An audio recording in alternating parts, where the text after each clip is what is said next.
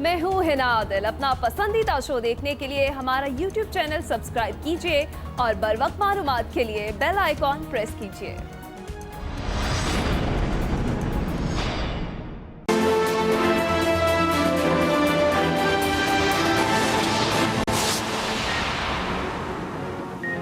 IMF ने पाकिस्तान समेत 76 ममालिक के कर्जे मुंजमद करने की मंजूरी दे दी। IMF के मुताबिक G20 ममालिक कर्जे 1 साल के लिए मुंजमद करने पर रजामंद हो गए हैं। 40 अरब डॉलर्स में से 20 अरब डॉलर्स के कर्जे सऊदी अरब मुंजमद करेगा। कर्जे मुंजमद करने का मकसद मुतासरा ममालिक को सेहत और मुआशी मसाइल में मदद देना है। दूसरी जानिब IMF और आलमी बैंक ग्रुप का सालाना इजलास, कोरोना से निपटने के इकदाम पर गौर। IMF एग्जीक्यूटिव बोर्ड के इजलास में पाकिस्तान के लिए 1 अरब 40 करोड़ डॉलर की माली इमदाद की मंजूरी का भी इम्कान।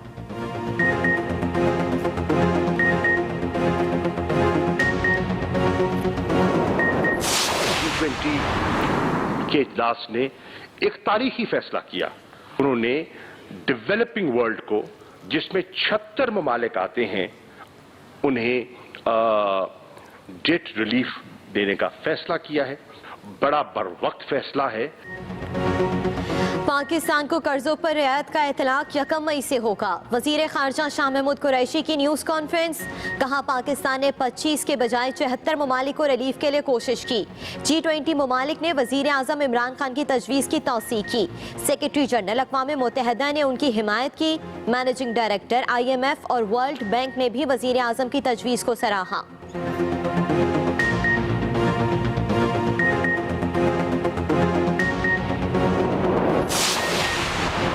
वज़ीर आज़म इमरान खान से मुशीर खजाना अब्दुल हफीज शेख की मुलाकात। G20 ममालिक और आलमी मालियाती इदारों की जानिब से रिलीफ को सराहा। मुशीर खजाना ने IMF से 1.4 अरब डॉलर की इजाफी फाइनेंसिंग की मंजूरी से आगाह किया। मीडिया से गैर रस्मी गुफ्तगू में मुशीर खजाना ने कहा, IMF आज 1.4 अरब डॉलर मंजूर कर देगा। ये रकम पाकिस्तान को कोरोना के खिलाफ इक़दाम में बड़ी मदद करेगी। तामीराती शोबे के रिलीफ के लिए ऑर्डिनेंस आज मंजूर होने की तवक्को है।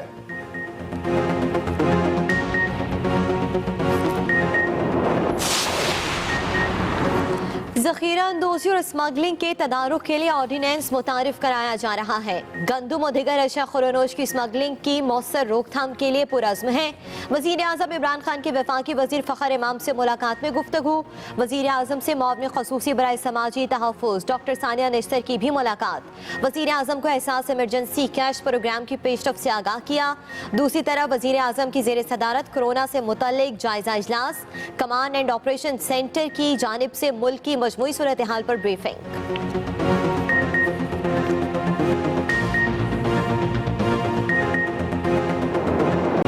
पाकिस्तान में कोरोना के मजीद 414 केसेस रिपोर्ट।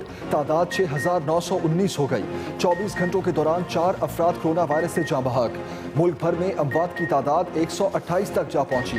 1645 मरीज सेहतियाब हो गए। पंजाब में सबसे ज्यादा 3291 मुतासरीन। सिंध में 2008, खैबर पख्तूनख्वा में 912 और बलूचिस्तान में 280 मरीज। गिलगित बल्दिस्तान में 237, इस्लामाबाद में 145 और आज़ाद कश्मीर में 46 अफराद में कोरोना की तशखीस।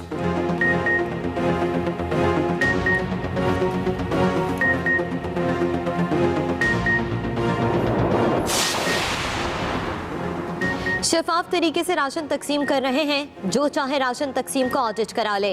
वजीर आला सिंध मुराद अली शाह की सक्खर में मीडिया से गुफ्तगू। कहा, हमारा मकसद लोगों को बीमारी से बचाना है। लॉकडाउन करके हम खुश नहीं, लेकिन इसके सिवा कोई रास्ता नहीं। हो सकता है गलत फैसले किए हों, लेकिन फैसला ना लेना जुर्म है, नाअहली है।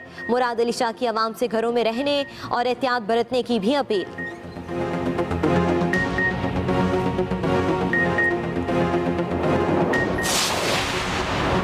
वफाकी हुकूमत हमारी तजावीज़ मान लेती तो आज ये हालात ना होते।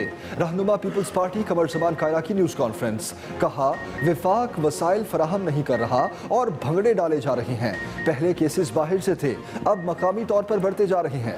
हम चाहते हैं सियासी पॉइंट स्कोरिंग ना की जाए। सिंध हुकूमत पहले पोजीशन ले चुकी, हमें लॉकडाउन करना चाहिए।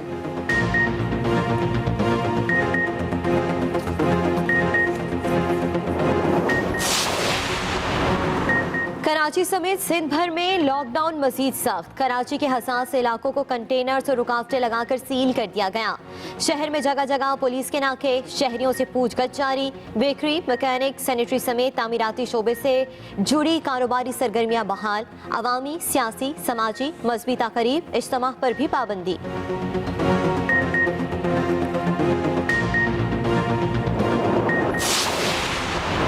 कराची से ट्रक में 34 अफराद को मानसहरा ले जाने की कोशिश नाकाम। पुलिस की मलीर हॉल्ट के नाके पर कार्रवाई। ट्रक में बंद किए गए 34 अफराद को हिरासत में लेकर मुकदमा दर्ज कर लिया गया। दूसरी तरफ 53 मुसाफिरों को अदालत में पेश कर दिया गया। अदालत ने जमानतें मंजूर कर ली।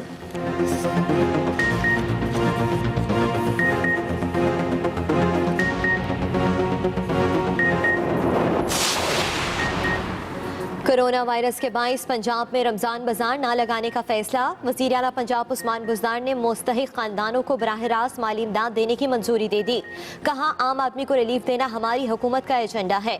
दूसरी तरफ वज़ीर आला पंजाब का लाहौर, शेखुपुरा और गिरदोनवा के शहरों का फ़िज़ाई दौरा। मुख्तलिफ शहरों में लॉकडाउन पर अमल दरामद के इक़दाम का जायजा लिया। वज़ीर आला का लाहौर की कई सड़कों पर ट्रैफिक देख कर इजहार तशवीश। आवाम से घरों में रहने की अपील।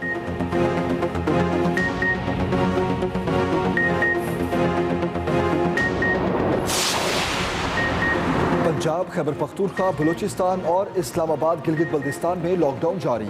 कई शहरों में इजाजत दी जाने वाले कारोबार खुल गए। ऑटो पार्ट्स, दर्जी, स्टेशनरी, तामीरात, इलेक्ट्रीशियन समेत मुख्तलिफ दुकानें खुल गईं। शहरों की बड़ी मार्केट्स, शॉपिंग मॉल्स और रेस्टोरेंट्स बदस्तूर बंद। पंजाब भर में मोटरसाइकिल की डबल सवारी पर पाबंदी भी 10 दिन के लिए बढ़ा दी गई।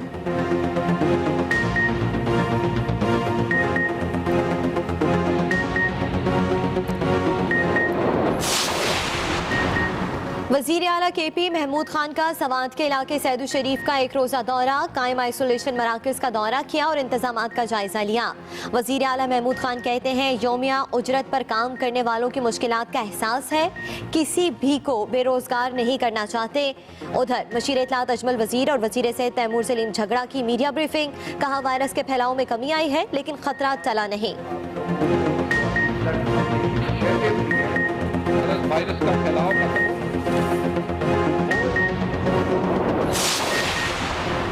हुकूमत की रमजान मुबारक के लिए सब्सिडी। यूटिलिटी स्टोर्स पर अशिया के नए रेट्स मुकर्रर। खजूरों की कीमत में 10 रुपए फी किलो कमी। बासमती चावल की कीमत में फी किलो 5 रुपए कमी। बेसन की कीमत में 20, दाल माश 10, लाल मिर्च की कीमत में 18 रुपए कमी। गरम मसाला पाउडर की कीमत में 6 और 95 ग्राम चाय की कीमत में 4 रुपए कमी। रमजान मुबारक के लिए नए रेट्स का इत्तलाक 17 अप्रैल से होगा।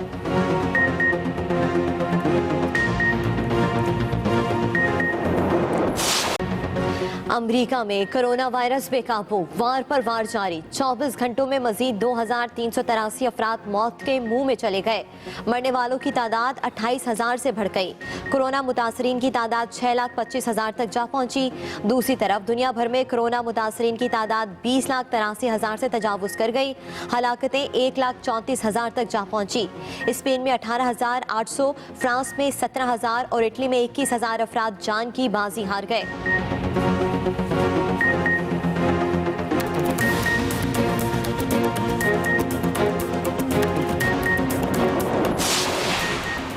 वज़ीर आज़म इमरान खान का वफाकी वज़रा की कारकर्दगी खुद जांचने का फैसला। तवक्कुआत के मुताबिक कारकर्दगी ना दिखाने वाले वफाकी वज़रा की छुट्टी होगी। वज़ीर आज़म ऑफिस की तमाम वफाकी वज़रा को अपनी वजारतों की कारकर्दगी रिपोर्ट जमा कराने की हिदायत। वज़ीर आज़म ने वज़रा से इजलासों की तफसील और मुस्तक़बिल की मनसूबाबंदी की तफसीलात भी तलब कर ली।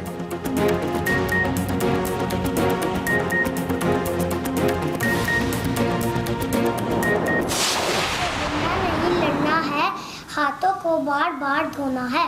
Stay at home, fight corona. Corona से डरना नहीं, लड़ना है। कोरोना वायरस से डरना नहीं है, लड़ना है।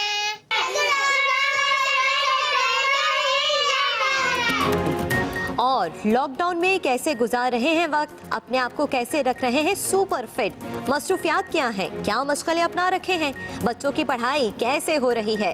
फोन उठाइए, अपने वीडियोस या तस्वीर बनाइए 0324295183 पर हमें व्हाट्सएप करें या फेसबुक और ट्विटर पर #StayHome के साथ अपलोड करें। हम दिखाएंगे सबको आपकी मसरूफियात।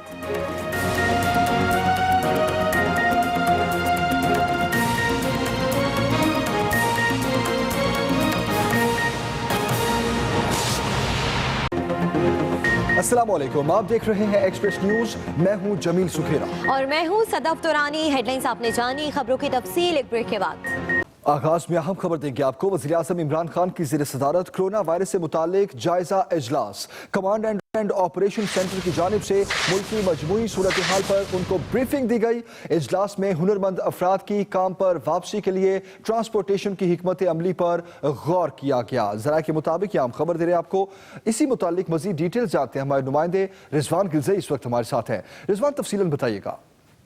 जी, वज़ीर आज़म इमरान खान की ज़ेर सदारत कोरोना वायरस से मुतालिक एक जायजा इजलास हुआ है, जिसमें वफाकी वज़रा और जो कमांड एंड ऑपरेशन सेंटर के जो एक्सपर्ट्स हैं वो इसमें शरीक हुए हैं। और एक तो कोरोना वायरस की मौजूदा जो सूरत हाल है उसका जायजा लिया गया है। साथ साथ कमांड एंड ऑपरेशन सेंटर की जानिब से जो मुल्क की मजमूई सूरत हाल है उस पर वज़ीर आज़म को ब्रीफिंग दी गई और वफाकी और सूबाई सतह पर जो हुकूमती इक़दाम हैं उससे मुतालिक भी इजलास को आगाह किया गया है। जरा का ये कहना है कि लॉकडाउन के दौरान जो पाबंदी से मुस्तस्ना करार देने वाले सेक्टर्स हैं वो अब तक जो उनको खोला गया है उससे मुतालिक वज़ीर आज़म को आगाह किया गया है। और जो हुनरमंद अफराद हैं उनकी काम पर वापसी से मुतालिक जो ट्रांसपोर्टेशन की हिकमत अमली है उस पर भी तफसीली गौर किया गया है। साथ साथ जो इस वक्त केसेस की तादाद है उससे मुतालिक भी इजलास को आगाह किया गया। और जो लॉकडाउन से मुतासर जो इलाके हैं उनमें जो रिलीफ ऑपरेशन से मुतालिक भी गुफ्तगू की गई है। और वज़ीर आज़म ने ये हिदायत की है कि जो कमांड एंड ऑपरेशन सेंटर है वो तमाम सूबों से राब्ते में रहे और इस हवाले से जो भी इक़दाम होंगे उससे उनको आगाह किया जाए। अच्छा रिजवान, ये भी कहिएगा कि ट्रांसपोर्टेशन के हवाले से क्या डिसीजन लिया गया? जी देखिए, इस हवाले से सुबह को ये टास्क सौंपा गया था कि जितने भी लोग अपने घरों को वापस लेके थे और उनको वापस जाहिर है पब्लिक ट्रांसपोर्ट बंद है तो उनको किस तरह से वापस लेकर आना है। तो इस हवाले से सूबाई हुकूमतों ने हिकमत अमली तैयार की और वज़ीर आज़म को इस हवाले से आगाह किया गया है कि अब वो तमाम लोग जो हुनरमंद अफराद हैं और वो उनको वापस आना है, वो तमाम सेक्टर जो खोले गए हैं उन पर काम पर वापसी के लिए लोगों को लाने के लिए हिकमत अमली बनाई जा रही है। और सूबाई हुकूमतों की ये जिम्मेदारी होगी कि वो इस हवाले से जो ट्रांसपोर्टेशन है उसकी यकीनी बनाए, क्योंकि पब्लिक ट्रांसपोर्ट तो बंद है, जो मेन हाईवेज हैं उनके ऊपर जो ट्रांसपोर्ट का ऐसा लोगों को ये टास्क सौंपा गया है, सिस्टम बनाए कि जो लोग काम पर चले गए उनको वापस आए। तो इसके लिए इम्कान ये है कि पब्लिक ट्रांसपोर्ट का कुछ हिस्सा जो है वो सूबाई हुकूमत इस्तेमाल करें। रिजवान गिलज़ई, बहुत शुक्रिया आपका। आगे बढ़ते एक और अहम खबर दें आपको। स्टेट बैंक ने शरह सूद में 2% कमी कर दी और शरह सूद 11% से कम होकर 9% हो गया है। स्टेट बैंक के मुताबिक अहम खबर दे रहे हैं आपको, स्टेट बैंक ने शरह सूद में 2% कमी कर दी है, जिसके बाद शरह सूद 11% से कम होकर 9% हो गया है। शरह सूद में मजीद 200 बेसिस पॉइंट्स कमी का फैसला किया गया है। आपको अहम खबर दे रहे हैं आपको, शरह सूद 11% से कम होकर 9% हो गया है। काशिफ हुसैन हमारे नुमाइंदे इस वक्त हमारे साथ है, मजीद डिटेल्स उनसे जानते हैं। काशिफ, बताइएगा। जी बिल्कुल, कोरोना की वबा की वजह से जो आलमी मईशत के अंदर एक हंगामी और बुरानी सूरत हाल है कि 2009 के जो इकनॉमिक क्राइसिस है उससे ज़्यादा बदतर सूरत हाल आलमी सतह पर नजर आ रही है। उसके असरात पाकिस्तान की मईशत पर भी मुरतब हो रहे हैं। स्टेट बैंक ऑफ पाकिस्तान की पूरी कोशिश है कि इस मौके पर सनत और तजारत के लिए सरमाए की फराहमी बिला तातुल जारी रहे, जिसके लिए इंडस्ट्री की तरफ से भी डिमांड की जाती है कि शरह सूद में कमी की जाए। आज स्टेट बैंक ऑफ पाकिस्तान की मॉनेटरी पॉलिसी कमेटी का हंगामी इजलास हुआ, जिसके अंदर शरह सूद के अंदर मजीद 200 बेसिस पॉइंट्स कमी का ऐलान किया गया, जिसके बाद शरह सूद इस वक्त 9% की सतह पे आ गई है। अगर हम इसको इन्फ्लेशन में से माइनस करके देखें तो इस वक्त हकीकी शरह सूद 0 हो चुकी है। यानी कि इस वक्त अगर जो महंगाई से हम देखा जाए, तकाबली जायजा लिया जाए शरह सूद का, तो इस वक्त महंगाई से कम शरह सूद हो चुकी है, जिसको अगर तकनीकी लिहाज से देखा जाए तो पाकिस्तान में शरह सूद 0 हो गई है। स्टेट बैंक ऑफ पाकिस्तान का कहना है कि इस फैसले से पाकिस्तान के अंदर जो सनत और तिजारत के अंदर फैलने वाली बेरोजगारी है उसको कम करने में मदद मिलेगी, क्योंकि सनतों को, तिजारत को सरमाए की फरावानी होगी, उनको कम शरह सूद के ऊपर कर्जे मिलेंगे। स्टेट बैंक ऑफ पाकिस्तान ने इससे पहले भी मुलाजमियों को उजरतों की अदायगी के लिए स्कीमें मुतारिफ कराई हैं। इसके अलावा आम सार्फिन के लिए भी कर्जों को मौखर कराने के लिए स्कीमें मुतारिफ कराई हैं। इन सब इकदाम का मकसद कोरोना की वबा से पाकिस्तान की मईशत को पहुंचने वाले इस धचके से बचाना है। इस सिलसिले में आज ये स्टेट बैंक ऑफ पाकिस्तान का एक और अहम कड़ा फैसला है, जिसमें ये शरह सूद सिंगल डिजिट पर आ गई है, दौरे हिंसे से कम होकर 9% की सतह पर आ गई है। स्टेट बैंक ऑफ पाकिस्तान का कहना है कि इस इकदाम का मकसद पाकिस्तान में कोरोना के माशी असरात को कम करना है। जी काशिफ हुसैन, आपका बहुत शुक्रिया, आपने तफसीलन हमें आगाह किया स्टेट बैंक ने जो डिसीजन लिया। इसी मुतालिक मजीद बात करते हैं। एक्सप्रेस ट्रिब्यून से हमें शहबाज राना ने ज्वाइन किया है। शहबाज, कहिएगा, 11% से कम होकर अब 9% शरह सूद रह गया है। वैसे तो जिससे हमारे नुमाइंदे कह रहे थे तकाबली जायजा लिया जाए इन्फ्लेशन के हवाले से, तो 0 पर आ चुका है, लेकिन फिर भी हमारे कौन कौन से सेक्टर्स को इससे फायदा होगा? इसकी जो एक्सपेक्टेशन थी स्टेट बैंक ऑफ पाकिस्तान से बहुत देर से थी कि ये फर्दर शरह सूद को कम करेगा। पिछले एक हफ्ते में जो बैनुल अक़वामी इदारों ने अपनी रिपोर्ट्स जारी की हैं, उसमें जो दुनिया की इकोनॉमी की और ख़ास तौर पर जो पाकिस्तान की मैशत की जो फोरकास्ट है वो बहुत ही जो है वो डिप्रेसिंग है। खासतौर पर जो IMF ने अपना फोरकास्ट दिया है पाकिस्तान की इकोनॉमी का, उसके मुताबिक पाकिस्तान की इकोनॉमी साल तरक्की करने की बजाय उसमें कोई तरक्की नहीं होगी, बल्कि 68 ईयर्स में पहली दफा पाकिस्तान की इकोनॉमी में कॉन्ट्रैक्शन होगी और हमारी जो इकोनॉमी है वो उसमें -1.5% ग्रोथ होगी। वर्ल्ड बैंक ने भी अपने जो अदादोशुमार है वो भी इसी किस्म के दिए थे, -1.3% से लेके -2.2% तक ग्रोथ की एक्सपेक्टेशन थी। तो ये इस सारी सूरत हाल में ये स्टेट बैंक ऑफ पाकिस्तान का बहुत अच्छा फैसला है कि उसने जो शरह सूद में है वो कमी कर दी। इससे फायदा ये हर तकरीबन वो सेक्टर जो बारो करता है उसको फायदा होगा, खासतौर पर गवर्नमेंट ऑफ पाकिस्तान को बहुत फायदा होगा। उसकी वजह ये है कि गवर्नमेंट ऑफ पाकिस्तान का जो जितने भी महसूलात हैं उसका 60% जो है वो महसूलात का वो स्टेट बैंक ऑफ पाकिस्तान जो बैंक्स है उनको जो सूद लिया हुआ है, कर्जे लिए उसके ऊपर सूद की अदायगी पर चला जाता है। तो वहां से जो हुकूमत पाकिस्तान को सेविंग होगी सूद की मद में, वो जो सेविंग है वो दूसरे एक्सपेंडिचर जो अखराजात हैं हमारे उसकी तरफ डाइवर्ट हो सकते हैं और हुकूमत को एक बहुत बड़ी फिस्कल स्पेस यहाँ पे मिलेगी।